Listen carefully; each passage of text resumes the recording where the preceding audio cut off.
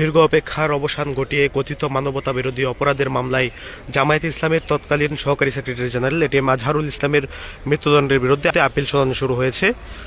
আজ সকাল 9:54 প্রধান বিচারপতি সৈয়দ রেফাত আহমেদের নেতৃত্বে 7 বিচারপতির পূর্ণাঙ্গ আপিল বেঞ্চে শুনানি শুরু হয়। আমরা এই মুহূর্তে রয়েছি সুপ্রিম কোর্টের ভিতরে। আমরা দেখছিলাম জামায়াতে ইসলামের নেতাকর্মী যারা রয়েছেন তারা কিন্তু কোর্টের ভিতরে আসে এবং ধীরে ধীরে তারা কিন্তু আসলে জানার চেষ্টা করছেন অনেকে যে আসলে আজকে যে আপিল বেঞ্চে যে শুনানি শুরু হয়েছে সেই শুনানির পরে আসলে পরবর্তী কি ঘোষণা হতে পারে সেটি জানার জন্য আসলে উদ্গ্রীব হয়ে রয়েছেন জামায়াতে ইসলামের নেতাকর্মীরা সকলেই ভেতরে প্রবেশ করেছেন। আমরা আপনাদেরকে জানিয়ে রাখি জামায়াতের নেতা আজহারের পক্ষে শুনানি করছেন আইনজীবী মোহাম্মদ শিশির মনির, একই সঙ্গে রয়েছেন ব্যারিস্টার নাজিব মোমেন।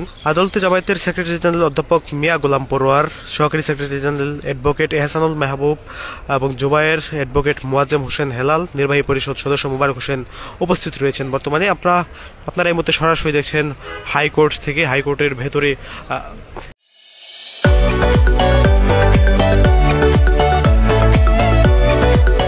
জামায়াতে ইসলামের নেতা এটিএম আজহারুল ইসলামের যে আপিল শুনানি সেটি কিন্তু শুরু হয়ে গিয়েছে।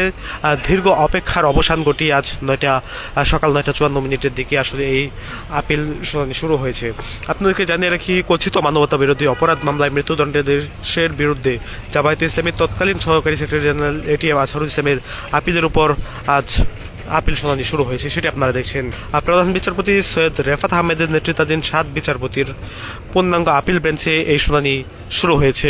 গণমাধ্যম কর্মীরা তারা কিন্তু হাইকোর্টের যে অ্যানেক্স ভবন রয়েছে সেখানে অপেক্ষা করছেন পূর্ণাঙ্গ যে ঘোষণা, সেই ঘোষণার পরপরই আসলে গণমাধ্যম কর্মীদের সঙ্গে কথা বলবেন যারা আইনজীবী যারা রয়েছেন তারা, এবং তারই অপেক্ষায় দীর্ঘ অপেক্ষায় রয়েছেন এখানে থাকা গণমাধ্যম কর্মীরা। তারা কিন্তু এই মুহূর্তে অবস্থান করছেন অ্যানেক্স ভবনের সামনে এবং এটিএম আজহারুল ইসলামের যে আপিল শুনানি সেটির আসলে কি রায় হয় তার জন্য আসলে দোয়া চেয়েছেন জামায়াতে ইসলামীর আমির শফিকুর রহমান। তিনি কিন্তু দোয়া চেয়েছেন তার জামায়াতে ইসলামীর যে ফেসবুক পেজ রয়েছে, ভেরিফাইড ফেসবুক পেজে একটি স্ট্যাটাসের মাধ্যমে তিনি আসলে এটিএম আজহারুল ইসলামের জন্য দোয়া চেয়েছেন। এবং আপনাদেরকে জানিয়ে রাখি, আদালতে আবেদনের পক্ষে শুনানি করছেন আইনজীবী মোহাম্মদ শিশির মনির। অন্যদিকে কথিত 71-এর মুক্তিযুদ্ধ চলাকালীন রংপুর অঞ্চলে হত্যা অপরাধ, ধর্ষণ, নাটক, নির্যাতন ও গুরুতর জখম এবং বাড়িঘর লুণ্ঠন, অগ্নিসংযোগের মতো 9 ধরনের 6টি মানবতা বিরোধী অপরাধের অভিযোগ আনা হয়েছিল জামায়াতে ইসলামের তৎকালীন সহকারী সেক্রেটারি জেনারেল এটিএম আজহারুল ইসলামের